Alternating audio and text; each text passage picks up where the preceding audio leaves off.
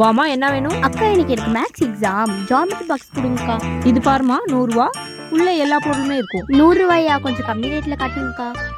இந்த பாக்ஸ் பாருமா, 75 ரூபா தான். 75 ரூபாயா? இன்னும் கொஞ்சம் கம்மி ரேட்ல காட்டுங்கக்கா. இன்னும் கம்மி ரேட்லயா? இந்த பாக்ஸ் 60 ரூபா. ஓகேவா? 60 ரூபாயாக்கா? என்னம்மா, 60 ரூபா கூட இல்ல, இன்னும் கம்மியா வேணும் அதானே? இல்லக்கா, எங்க அம்மா. வளவலன்னு பேசாதம்மா. எவ்வளவுதான் காசு வச்சிருக்க? 40 ரூபா தாக்கா இருக்கு. 40 ரூபாய் எங்கேயாச்சும் ஜாமெட்ரி பாக்ஸ் கிடைக்குமா? வேணா பவுச்ல பென்சில், ஸ்கேல், காம்பஸ் போட்டு வாங்கிட்டு போ. சரிக்கா.